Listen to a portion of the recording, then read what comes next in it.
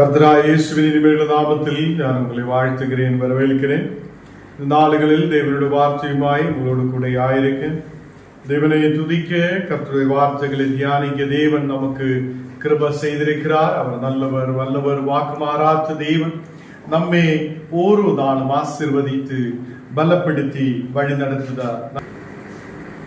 தேவனே, பரிசுத்த பிதாவே, ராத்திரி வேளையிலப்பா உம்முடைய தெய்வீக பிரசனத்தால் நீர் எங்களை நிரப்பதை கிருபைக்காக ஸ்தோத்திரம்.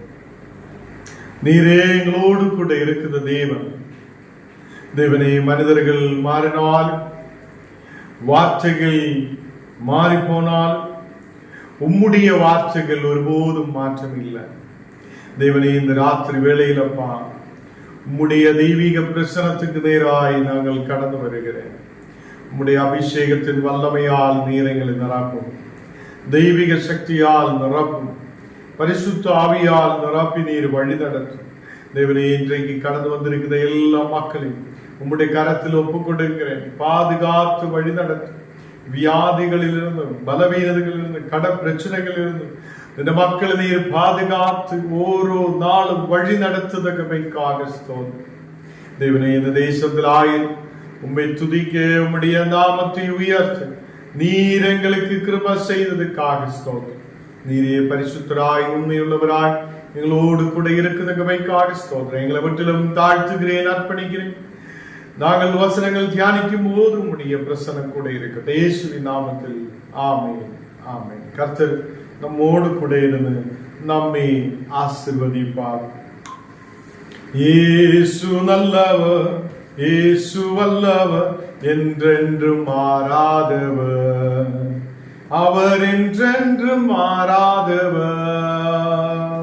இயேசு நல்லவர், இயேசு வல்லவர், என்றென்றும் மாறாதவர், அவர் என்றென்றும் மாறாதவர். அவர் நல்லவர், சர்வ வல்லவர், அவர் கிருபை என்றும் உள்ளதே. அவர் நல்லவர், சர்வ வல்லவர், அவர் கிருபை என்றும் உள்ளதே. இயேசு நல்லவர், இயேசு வல்லவர், என்றென்றும் மாறாதவர், அவர் என்றென்றும் மாறாதவர். இயேசு நல்லவர், இயேசு வல்லவர், என்றென்றும் மாறாதவர், அவர் என்றென்றும் மாறாதவர். குருடரின் கண்களை திறப்பவர், அவர் நல்லவர், நல்லவரே. செவிடரின் செவிகளை திறப்பவர், அவர் நல்லவர், நல்லவரே. குருடரின் கண்களை திறப்பவர், அவர் நல்லவர், நல்லவரே. செவிடரின் செவிகளை திறப்பவர், அவர் நல்லவர், நல்லவரே. அவர் நல்லவர், சர்வ வல்லவர், அவர் கிருபை என்றும் உள்ளதே. அவர் நல்லவர், சர்வ வல்லவர், அவர் கிருபை என்றும் உள்ளதே. இயேசு நல்லவர், இயேசு வல்லவர், என்றென்றும் மாறாதவர், அவர் என்றென்றும் மாறாதவர். இயேசு நல்லவர், இயேசு வல்லவர், என்றென்றும் மாறாதவர், அவர் என்றென்றும் மாறாதவர். தேவனே, பரிசுத்த பிதாவே, நாங்கள் உம்மை துதிக்கிறேன், உம்மை ஆராதிக்கிறேன், மகிமைப்படுத்துகிறேன். நீர் கொடுத்த எல்லா ஆரோக்கியத்துக்காக, பலத்துக்காக நன்றியோடு உம்மை துதிக்கிறேன், உம்மை ஆராதிக்கிறேன். தேவனே, உம்முடைய தெய்வீக பிரசனத்தால் நீர் எங்களை நிரப்பி வழி நடத்துத தேவன். உம்மை நாங்கள் துதிக்கிறேன், உம்மை நாங்கள் ஆராதிக்கிறேன், உம்மை மகிமைப்படுத்துகிறேன். ஹல்லேலூயா. நல்லவரே, வல்லவரே, பாதுகாக்குதவரே, எங்களை ஒரு நாளும் இந்த தேசத்தில் உயிரோடு வைக்கிறவரே, உம்மை துதிக்கிறேன். நீர் நல்லவர் அப்பா. உம்முடைய வார்த்தைகள் எப்போதும் எங்களை உயிர் கொடுக்கிறதா இருக்கிறது. உம்மை நாங்கள் ஸ்தோத்திரிக்கிறேன், உம்மை நாங்கள் ஆராதிக்கிறேன், உம்மை நாங்கள் மகிமைப்படுத்துகிறேன். ஹல்லேலூயா. எல்லாரும் துதிக்கட்டும். தேவன் கொடுத்த ஆயுசுக்காக, தேவன் கொடுத்திருக்கிற ஆரோக்கியத்துக்காக, தேவன் கொடுத்திருக்கிற விடுதலைக்காக, கர்த்தர் நமக்கு செய்திருக்கிற அற்புதங்களுக்காக, இதுவரையிலும் நடத்தின கிருபைகளுக்காக நாம் அவரை துதிக்கட்டும். ஹல்லேலூயா. உம்மை நாங்கள் துதிக்கிறேன் அப்பா, உம்மை ஆராதிக்கிறேன். ஹல்லேலூயா. என் நாட்கள் முடியும் வரை, என் ஜீவன் பிரியும் வரை, என் சுவாசம் ஒழியும் வரை உம்மையே ஆராதிப்பே, உம்மையே ஆராதிப்பே. என் நாட்கள் முடியும் வரை, என் ஜீவன் பிரியும் வரை, என் சுவாசம் ஒழியும் வரை உம்மையே ஆராதிப்பே, உம்மையே ஆராதிப்பேன், உம்மை ஆராதிப்பேன், உம்மை ஆராதிப்பேன், உம்மை ஆராதிப்பேன், உம்மை ஆராதிப்பேன். என் நாட்கள் முடியும் வரை, என் ஜீவன் பிரியும் வரை, என் சுவாசம் ஒழியும் வரை உம்மையே ஆராதிப்பே, உம்மையே ஆராதிப்பே. தாயின் கருவில் உருவாகும் முன்னே பேர் சொல்லி அழைத்தவர் நீரே, தாயினும் மேலான அன்பு வைத்து நீர் எனக்காக ஜீவன் தந்தீரே. தாயின் கருவில் உருவாகும் முன்னே பேர் சொல்லி அழைத்தவர் நீரே, தாயினும் மேலான அன்பு வைத்து நீர் எனக்காக ஜீவன் தந்தீரே. என் நாட்கள் முடியும் வரை, என் ஜீவன் பிரியும் வரை, என் சுவாசம் ஒழியும் வரை உம்மையே ஆராதிப்பே, உம்மையே ஆராதிப்பே, உம்மையே ஆராதிப்பே, உம்மையே ஆராதிப்பே. எல்லாரும் சொல்லட்டும் ஹல்லேலூயா. உம்மையே ஆராதிப்பேன் அப்பா. தாயின் கருவிலிருந்தே நீர் என்னை உருவாயதிலிருந்தே நீர் பாதுகாத்த தேவன். ஆண்டவரே, உம்மை நாங்கள் ஆராதிக்கிறேன், மகிமைப்படுத்துகிறேன். உம்முடைய வார்த்தைக்கு நேராய் எங்களை செவி கொடுக்க ஒப்பு கொடுக்கிறேன் அப்பா. நீர் எங்களை எங்களை அர்ப்பணித்து ஒப்பு கொடுக்கும் போது நீர் எங்களை வழி நடத்துத தேவனாய் இருக்கிறதைக்காக ஸ்தோத்திரம். ஆண்டவரே, எங்கள் உயிருள்ள நாள் வரை உம்மை துதிக்க, நாங்கள் உம்மையே ஆராதிக்கப்பட, தேவனே உம்முடைய வார்த்தையை தியானிக்கிற மக்களாய் இருக்க நீர் எங்களுக்கு கிருபை செய்ததுக்காக ஸ்தோத்திரம், ஸ்தோத்திரம். தேவனே, நாடுகளே தாயின் கருவில் இருந்தே இதுவரையிலும் நீர் எங்களை பாதுகாத்ததுக்காக நன்றியோடு ஸ்தோத்திரிக்கிறேன் அப்பா. நீர் எங்களுக்கு அன்பு செய்த தேவன். ஒரு தாயை கொடுக்கிறதை காட்டிலும் அன்பு செலுத்தி நீர் இதுவரை எங்களை பாதுகாத்த கிருபைக்காக ஸ்தோத்திரம் அப்பா. உம்மை நாங்கள் துதிகளை ஏறெடுக்கிற இந்த நேரத்தில், உம்மை நாங்கள் துதிக்கிற இந்த வேளையில எங்களை நீர் ஆசீர்வதித்து பலப்படுத்த கிருபைக்காக ஸ்தோத்திரம். ஹல்லேலூயா. Thank you, Holy Spirit. ஆராதிப்பேன், நான் ஆராதிப்பேன், ஆண்டவரே சுவை ஆராதிப்பேன், ஆராதிப்பேன், நான் ஆராதிப்பேன், ஆண்டவரே சுவை ஆராதிப்பேன், ஆராதிப்பேன், நான் ஆராதிப்பே, ஆண்டவரே சுவை ஆராதிப்பே, பரிசுத்த உள்ளத்தோடு ஆராதிப்பே, பணிந்து குனிந்து ஆராதிப்பே, பரிசுத்த உள்ளத்தோடு ஆராதிப்பே, பணிந்து குனிந்து ஆராதிப்பே, ஆராதிப்பே நான் ஆராதிப்பே, ஆண்டவரே சுவை ஆராதிப்பே, தூதர்களோடு ஆராதிப்பே, ஸ்தோத்திர பலியோடு ஆராதிப்பே, தூதர்களோடு ஆராதிப்பே, ஸ்தோத்திர பலியோடு ஆராதிப்பே, ஆராதிப்பே ஆராதிப்பே, ஆண்டவரே சுவை ஆராதிப்பே, ஆராதிப்பே ஆராதிப்பே, ஆண்டவரே சுவை ஆராதிப்பே. நாங்கள் ஆராதிக்கிறேன் அப்பா, தூதர்களோடு சேர்ந்து உம்மை துதிக்கிறேன், உம்மை ஆராதிக்கிறேன், மகிமைப்படுத்துகிறேன் அப்பா. நீ நல்லவராய் வல்லவராய் எங்களோடு கூட இருக்கிற தேவன், ஒருபோதும் கைவிடாத நல்ல நேசராய் எங்களோடு கூட இருக்கிற தகப்பனே, உம்மை நாங்கள் ஸ்தோத்திரிக்கிறேன், உம்மை நாங்கள் உயர்த்துகிறேன், ஆராதிக்கிறேன் அப்பா. நீர் அல்லாத வேறு ரட்சகர் இல்ல, நீர் அல்லாத வேற யாருமே இல்லை.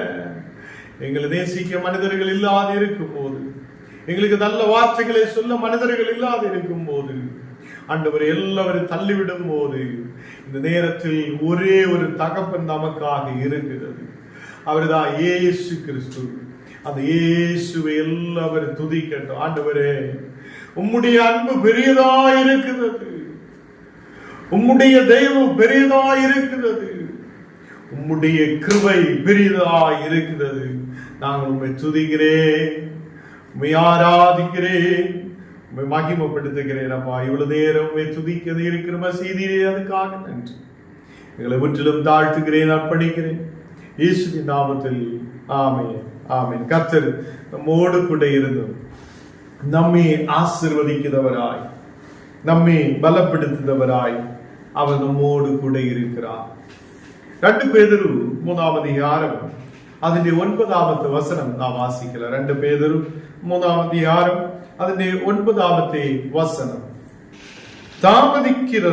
தாமதிக்கிறார் என்று சிலர் எண்ணுகிறபடி கர்த்தர் தமது வாக்குத்தத்தத்தை குறித்து தாமதமாய் இராமல் ஒருவரும் கெட்டு போகாமல் எல்லாரும் மனம் திரும்ப வேண்டும் என்று விரும்பி நம்மை நீடிய பொறுமை உள்ளவராய் இருக்கிறார். இங்கே இயேசு கிறிஸ்து அவர் நீடிய பொறுமையுள்ளவராய் இருக்கிறார் என்று வார்த்தையில் நமக்கு பார்க்க முடியும்.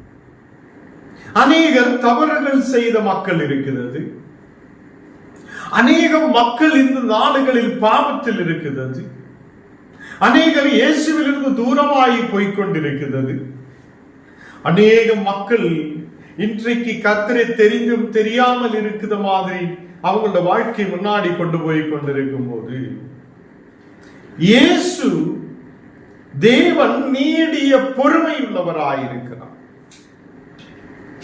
அவர் ஏன் நீடிய பொறுமை உள்ளவராயிருக்கிறார்?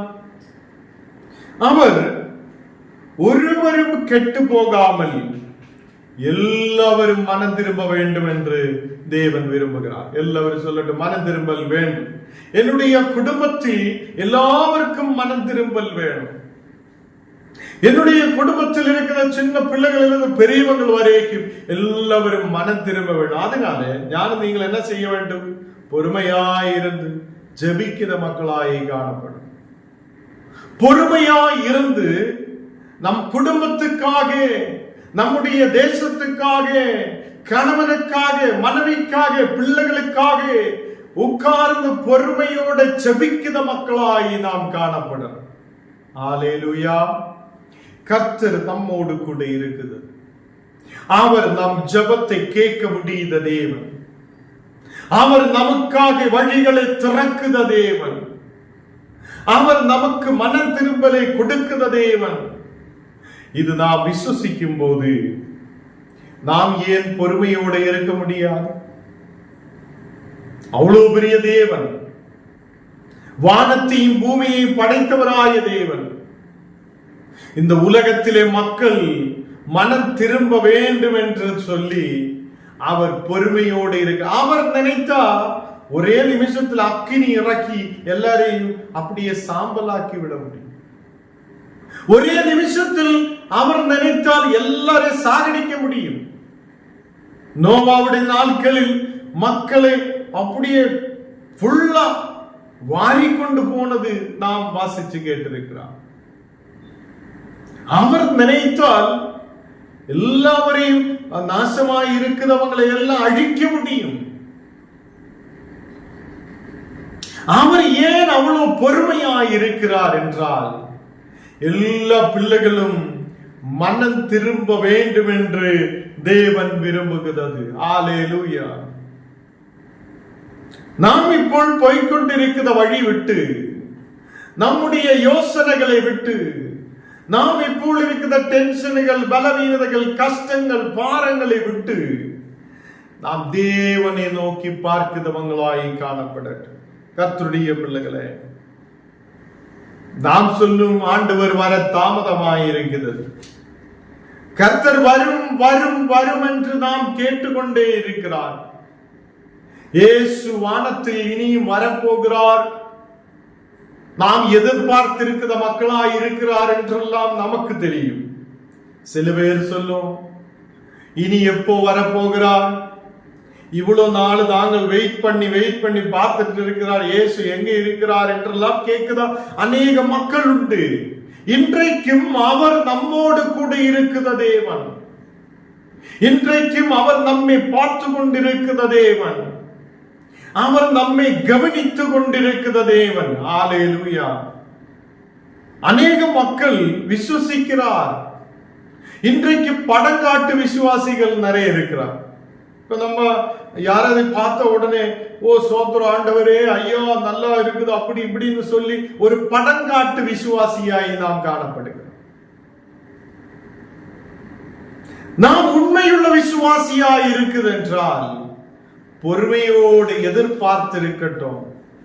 என் குடும்பம் ரட்சிக்கப்படுவார், கர்த்தர் அதை செய்து முடிப்பார். என் குடும்பத்திலே தேவைகளை அவர் சந்திப்பார். என்னுடைய வியாதியை அவர் மாற்றுவார்.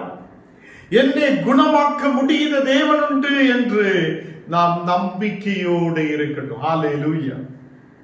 பொறுமையோடு பார்த்து கொண்டே இருக்கட்டும். பொறுமையோடு அவர் செய்யும் அற்புதத்தை நாம் பார்க்கட்டும். இன்றைக்கு நாம் என்ன செய்கிறோம்?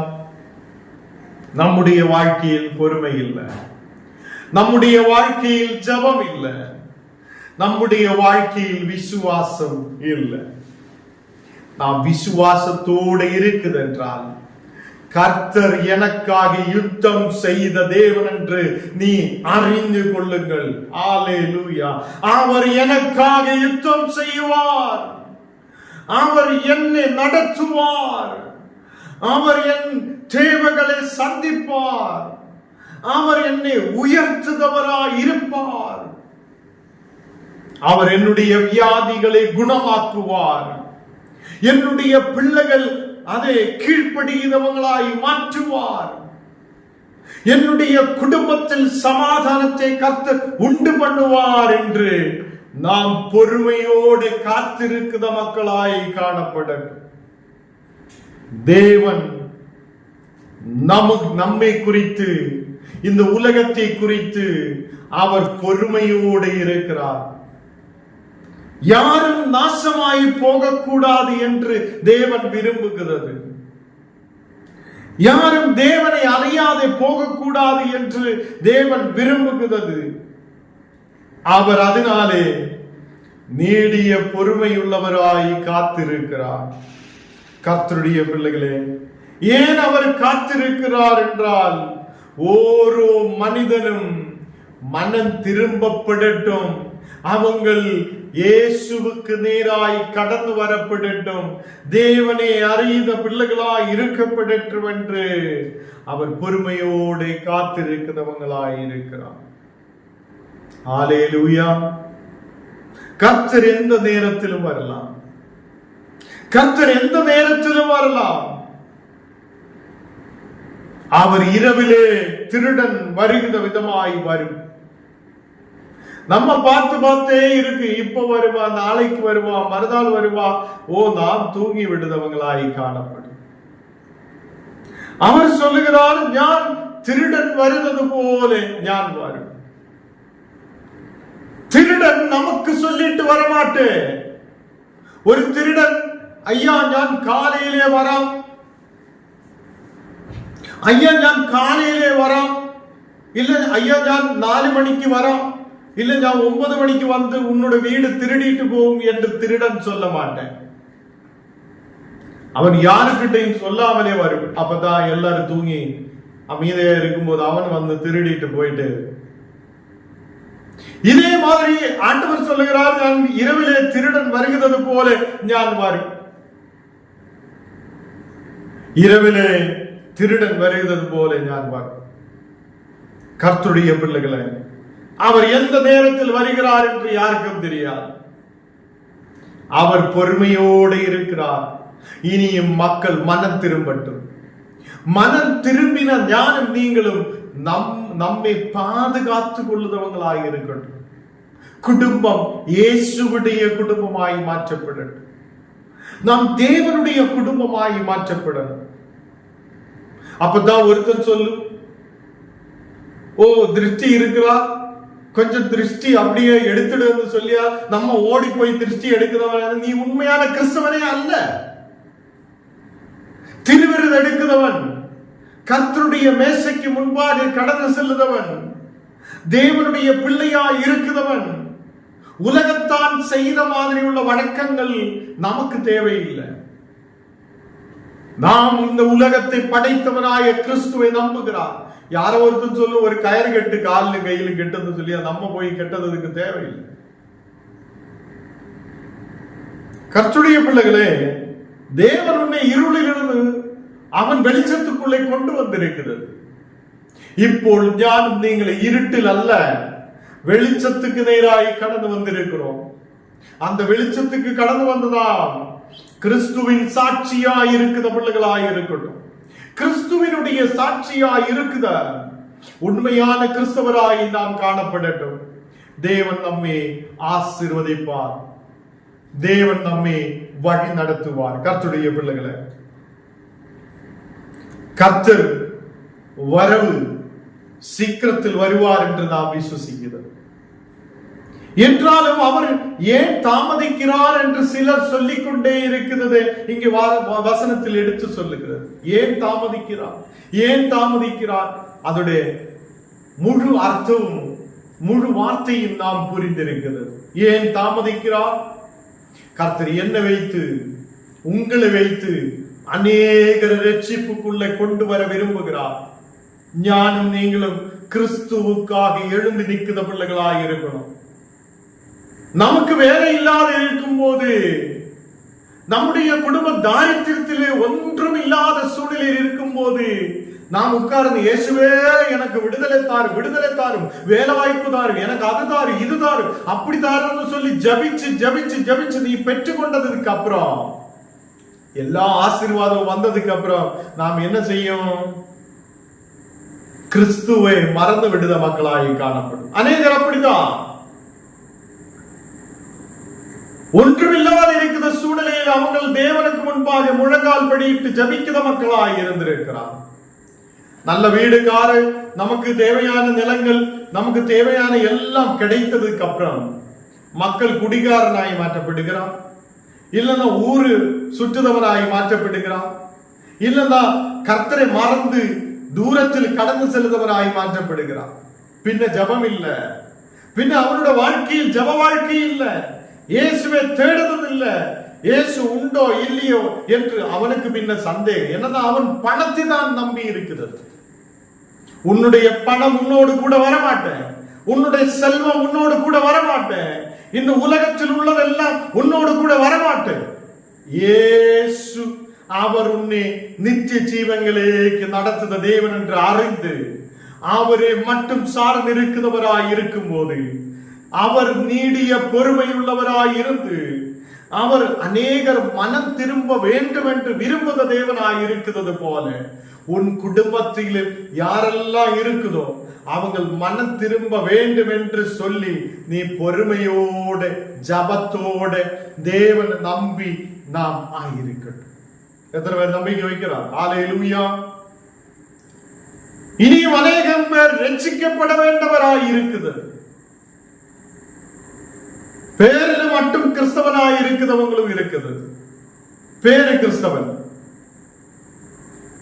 பேர் மட்டும் கிறிஸ்தவன், மீதி எல்லாம் ரட்சிக்கப்படாமல் இருக்கிற சூழல்.